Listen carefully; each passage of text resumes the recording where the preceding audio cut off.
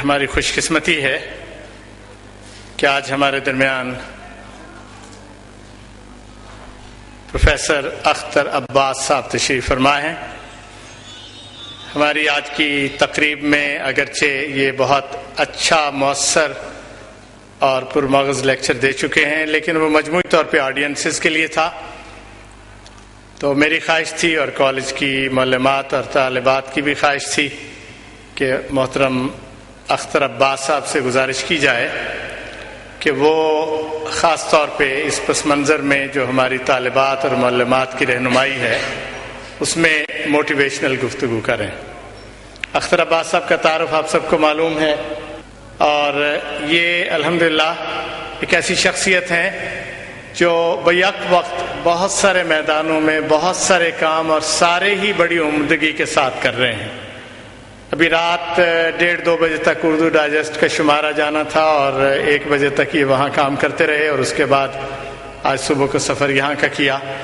غزالی education trust ایک ایسا ادارہ ہے جس کی بہت ساری برانچیں پنجاب میں ان دیہی علاقوں میں کام کر رہی ہیں جہاں کے بچے تعلیم کو افورڈ نہیں کر سکتے، اور ابھی ہزاروں کی تعداد میں بچے ان کے اس سیٹ اپ کے تحت پڑھ رہے ہیں جس کی نگرانی اختر عباس صاحب کر رہے ہیں. اور اس کے علاوہ جو ان کی تحریریں اور ان کی کتابیں، اور اس میں سے آپ میں سے بہت سارے لوگوں نے پڑھی ہوں گی، وہ آپ کے علم میں ہیں. تو میں بہت سارا وقت نہیں لیتا، اس لیے کہ چھٹی کے بعد آپ نے بھی جانا ہے اور خود وہ بھی کافی لمبے سفر کے بعد اور پروگرام کے بعد تھکے ہوں گے. تو میں کسی تاخیر کے بغیر گزارش کرتا ہوں اپنے بھائی، دوست اور ہمارے لیے انتہائی قابل فخر ساتھی اختر عباس صاحب سے کہ وہ تشریف لائیں اور گفتگو کا آغاز کریں.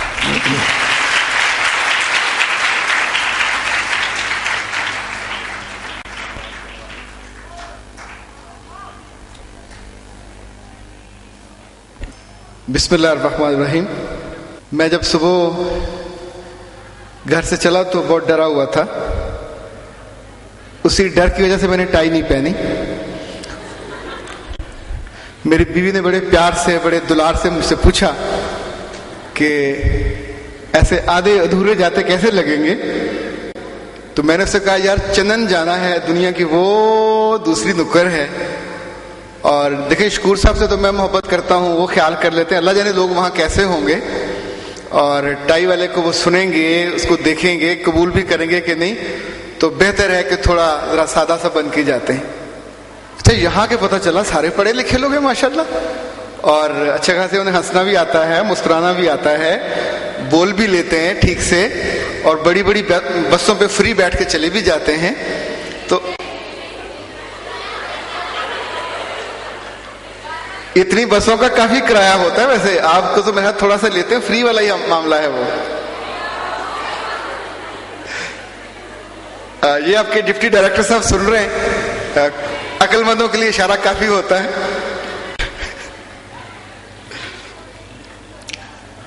اچھا اگر میں آپ سے پوچھوں کہ کوئی مہمان آپ کے پاس آیا ہو اتنی دور سے چل کے، اور غریب بھوکا پیاسا بھی ہو، اور چائے کے گرم کوپ سے اس کا منہ بند کر دیا گیا ہو، تو آپ اسے کیا سننا چاہیں گے؟ چلیں میں آپ کو کچھ سال پیچھے لے چلتا ہوں.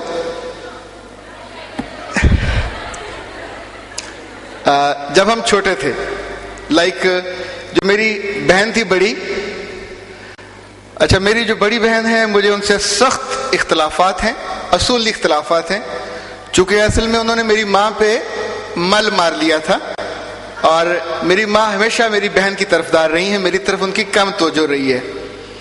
اور اس وجہ سے میں نے کبھی کہا نہیں، اللہ معاف کرے، بہت ڈر لگتا ہے بہنوں سے بھی، ماں سے بھی. دل میں نے ہمیشہ غصہ پال کے رکھا، اس کو میں باقاعدہ تھاپڑ کے اور کرتا رہا کہ ہاں جو بہن جو ہے ماں کی ساری توجہ. اب اندازہ کریں ماں بیمار ہوئی ہے تو بہن کو پتا ہے، کہاں سے پتا چلتا ہے میں آج تک نہیں ٹریس کر پایا. کوئی دل میں کوئی ٹیلی پیتھی ہے، یا ماں کے پاس کوئی خفیہ چیز ایسی تھی، ماں کو کسی چیز کی ضرورت ہے تو اس کو پتا ہے، اسے پہلے پتا ہوتا تھا. وہ بہاولپور میں تھی، میں لاہور میں تھا، کبھی پتہ نہیں چل پایا. نتیجتاً غصہ بڑھتا رہا یہ سوچ کے کہ سارے تحفے یہ لے جاتی ہے, سارے لاڈ یہ لے جاتی ہے, ماں کا جب جی چاہتا اٹھ کے ان کے پاس چلی جاتی, میرے پاس کیوں نہیں آتی؟ بہت سالوں کے بعد پتا چلا کہ جب آپ کسی کے ساتھ محبت میں ہوتے ہیں تو بنیادی طور پہ اس پہ جو بیتتی ہے وہ آپ پہ بیتنے لگتی ہے. اسی لیے سیانے کہتے ہیں کہ بیٹیاں بہت بڑی نعمت ہوتی ہیں. اللہ گری کے رحمت کرے, اشفاق صاحب کہتے ہوتے تھے کہ خدا کمینوں کو بیٹیاں نہیں دیتا, بیٹی کو پالنا, بیٹی کو سنبھالنا اٹسیلف بہت مشکل کام ہے. میری 2 بیٹیاں ہیں, دونوں میری آنکھوں کا نور ہیں, لیکن اللہ معاف کرے مجھے ان پہ غصہ بھی کافی آتا ہے, اس لیے کہ اتنی ناشکری, شاید بچیاں ساری ناشکری ہوتی ہوں گی, 10 چیزوں کی لسٹ دیں گی, 9 لا کے دے دیں, ایک چیز رہ گئی, اس نے 9 بھول جانی ہے, وہ جو ایک نہیں آئی شام تک اسی کا ذکر کرنا, کیوں نہیں آئی, کیوں نہیں آئی, کیوں نہیں آئی. اب بندہ بشری ہے نا جی, غصہ آ ہی جاتا ہے. تو اب ان کے سامنے تو میں نہیں کہتا, وہاں تو میں بہت مؤدب اور بہت ایک کمپوزڈ باپ بن کے رہتا ہوں کہ ہاں میرا بچہ اور کیا چاہیے. ابھی جب بیٹھے تھے آفس میں تو میری بیوی کا فون آیا. میں اپنی بیوی سے بہت محبت کرتا ہوں اور اس کو بہت عزیز رکھتا ہوں. اس معاملے میں تھوڑا سا بہادر ہوں. لوگ اپنی بیویوں کی تعریف نہیں کرتے, میں دل سے تعریف کرتا ہوں, اس لیے کہ اس نے میرا گھر اور مجھے سنبھالا ہوا ہے. اور مردوں کے غصے کو سنبھالنا آسان کام نہیں ہوتا, اور اگر تھوڑے سے آپ مشہور ہوں, آپ کی مصروفیات اتنی, مطلب رات آپ 1:30 بجے گھر پہنچ رہے ہوں اور ساری رات بیٹھے, آپ اس ڈر سے بیٹھے رہیں کہ صبح ڈرائیور آئے گا تو غریب بیل دے گا اور بیل نہیں کمرے تک پہنچے گی تو وہ کیا کرے گا, اور صبح تک اس انتظار میں جاگتے رہیں, اور صبح بچے بھی سو رہے ہوں اور آپ ان کو پیار کر کے اور نکل آئیں پورے دن کے لیے پھر, تو آف کورس اس طرح کے رشتوں کو سنبھالنا کوئی آسان کام نہیں ہوتا, پر وہ عورتیں ساری سنبھالتی ہیں. اس لیے جنت ان کے پاؤں میں ہے, مردوں کے غریب پاؤں کے نیچے چپلیں اور جوتے, اور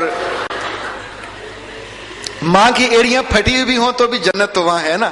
میری بیٹی ویسے ڈھونڈتی رہتی, ماما کہاں کر کے جنت ہوگی. اچھا میری بیوی کی ایڑیاں پھٹی ہوئی نہیں ہیں. میں آپ کو اشفاق صاحب کی بات بتا رہا تھا. اشفاق صاحب بھی کمال آدمی تھے. مجھے جب ان سے محبت ہوئی تو تب وہ فوت ہو گئے تھے. میرا ان سے کچھ 16 سال کا تعلق رہا.